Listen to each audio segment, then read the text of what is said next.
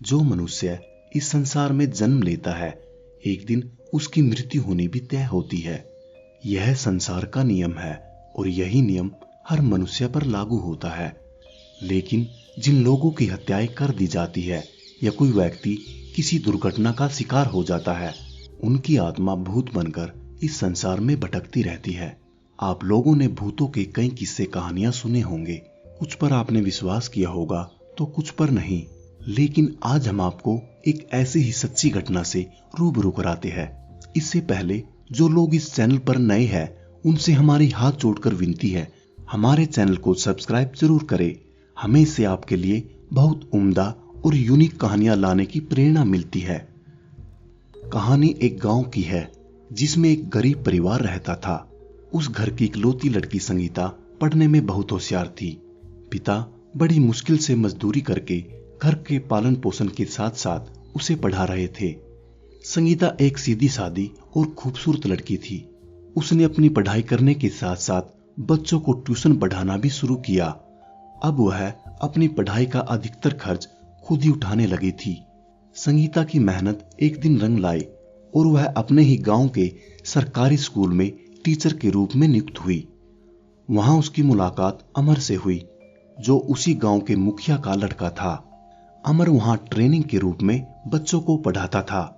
अब एक ही स्कूल में आना जाना होने की वजह से अमर और संगीता की दोस्ती हो गई और ना जाने कब ये दोस्ती प्यार में बदल गई। उनका आना जाना, खाना पीना एक साथ ही होता था। यहां तक कि स्कूल भी एक साथ ही आते जाते। फिर एक दिन संगीता ने अमर को बताया कि वो उसके बच्चे की मां बनने वाली है। अमर, अब हम दोनों को शादी कर लेनी चाहिए, नहीं तो मैं गांव में किसी को मुंह दिखाने लायक नहीं रहूंगी। अमर शादी की बात सुनकर सहम गया और बोला, मैं तुमसे शादी करूंगा ये तुमने सोचा भी कैसे? तुम्हारे जैसी बहुत आती है मेरे पास, अपनी औकात में रहकर बोलो। अमर के मुंह से ये सब बातें सुनकर संगीता सहम गई, जिसको वह हमसफर जीवन साथी समझकर अपना सब कुछ दे बैठी थी। आज वो ही उसको धिक्कार रहा था। संगीता ने अमर को समझाने की भरपूर कोशिश की, लेकिन वो नहीं माना तो उसके पैर पकड़कर उसे इस हालात में अपनाने को कहने लगी। अमर संगीता को बदचलन और ना जाने क्या क्या कहते हुए वहां से जाने लगा। तभी संगीता ने अमर से अपने प्यार और बच्चे को अपनाने की गुहार फिर से लगाई, लेकिन वह संगीता को जोरदार तमाचा मारकर वहां से निकल गया। उसके बाद संगीता रोती हुई स्कूल से घर चली गई। अगले दिन स्कूल में अमर उसे कहीं दिखाई नहीं दिया। उसने स्कूल के स्टाफ से पता लगाया, लेकिन संगीता को अमर के स्कूल न आने का कारण पता न चल सका। अमर का इंतजार करते करते संगीता को एक सप्ताह गुजर चुका था। उससे और इंतजार न हुआ और वह अमर के घर उसका हाल चाल पूछने चली गई।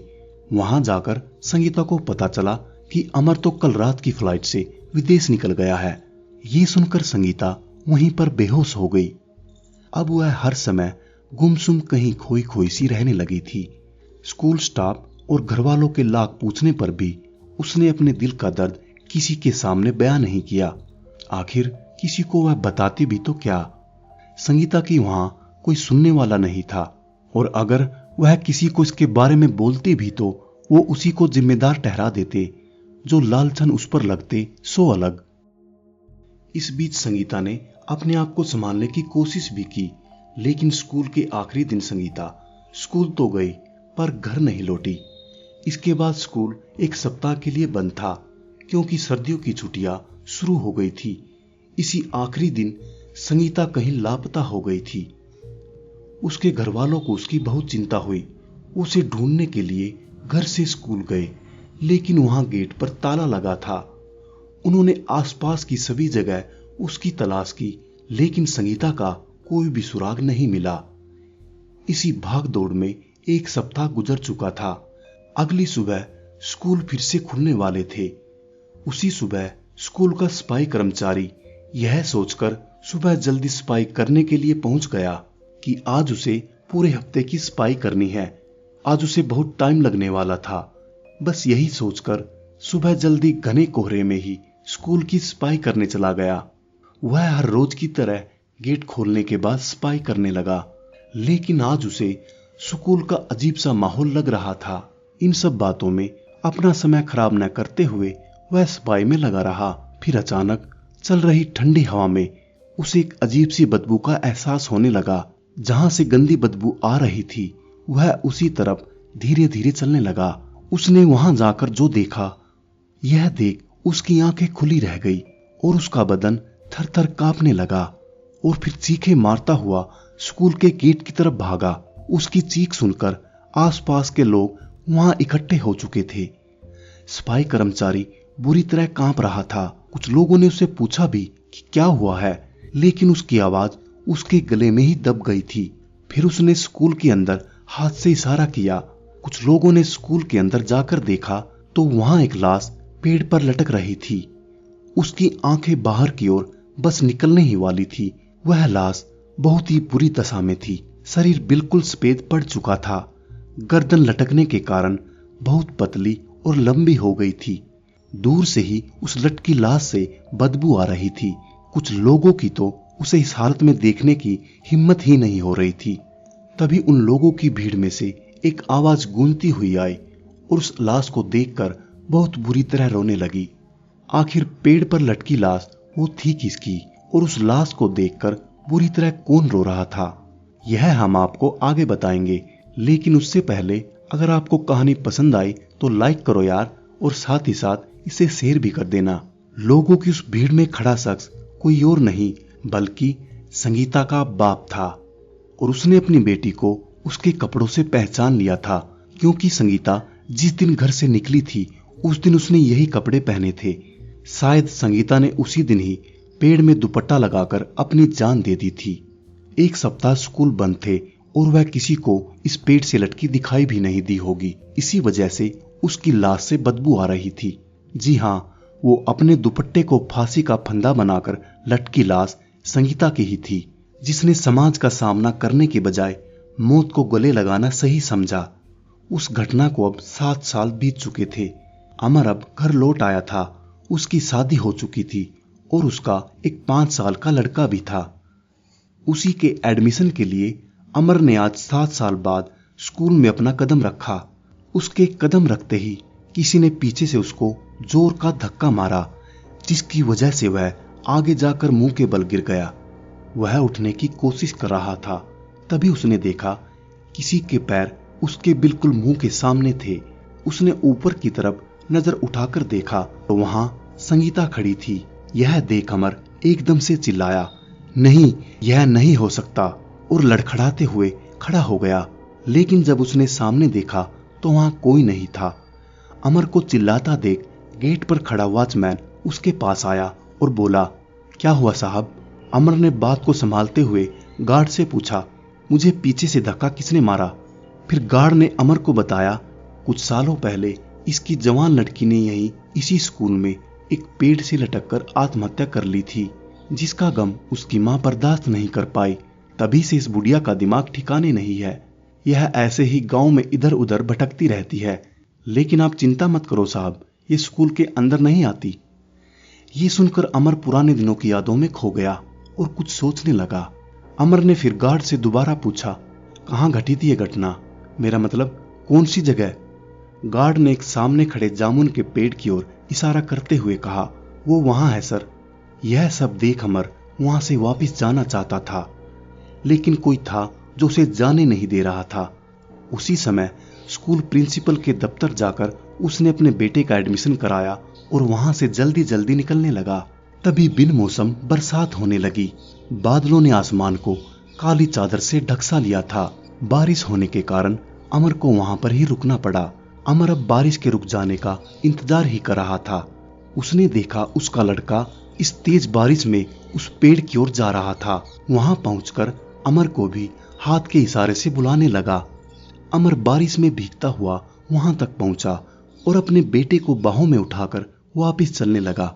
लेकिन अचानक किसी ने अपना हाथ अमर के कंधे पर रखा और अमर डरा सहमा वहीं खड़ा हो गया। लेकिन उसकी पीछे पलटकर देखने की हिम्मत नहीं हुई। तभी पीछे से आवाज आई, अमर, तुमने मेरे साथ ऐसा क्यों किया? आखिर मैंने तुम्हारा क्या बिगाड़ा था? मैं पिछले 7 सालों से तुम्हारी प्रतीक्षा कर रही थी, सिर्फ तुमसे ये पूछने के लिए आखिर मेरी गलती क्या थी। अमर साफ साफ सुन रहा था, लेकिन उसकी पलटकर जवाब देने की हिम्मत नहीं हो रही थी और वह खड़ा खड़ा कांप रहा था।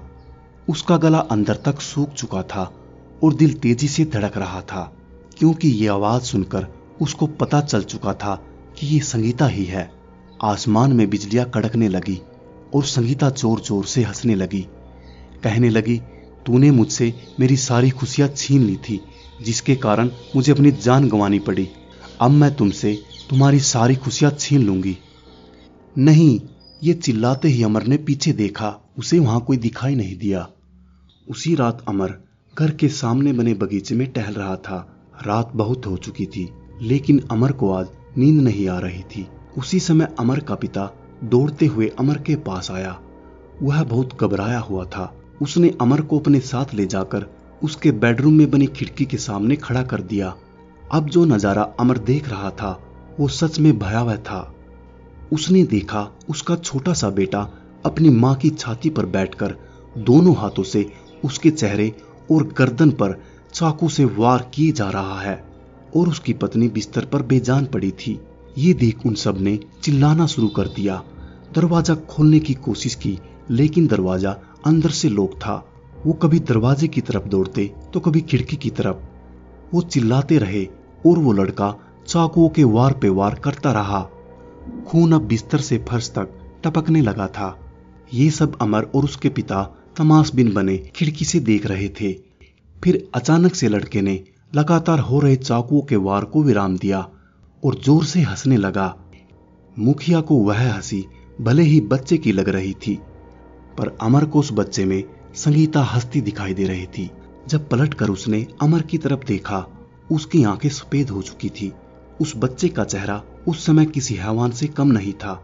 और फिर देखते ही देखते ना जाने कब उस बच्चे की हंसी उसके रोने में बदल गई। अब उस बच्चे की आंखों से आंसू बह रहे थे। उसको गौर से देखने पर ऐसा लग रहा था मानो वह बहुत तकलीफ में है। अमर खिड़की से यह सब देख रहा था, बल्कि महसूस भी कर रहा था। फिर अमर के सामने उस बच्चे ने उसी चाकू से अपनी गर्दन को भी चीर लिया और अमर बाहर खड़ा अपनी आंखों से ये सब देख रहा था, लेकिन कर कुछ नहीं पाया। उसके सामने ही उसका परिवार, उसकी खुशियां छीन ली गई थी और वह उन्हें बचाने के लिए कुछ न कर सका।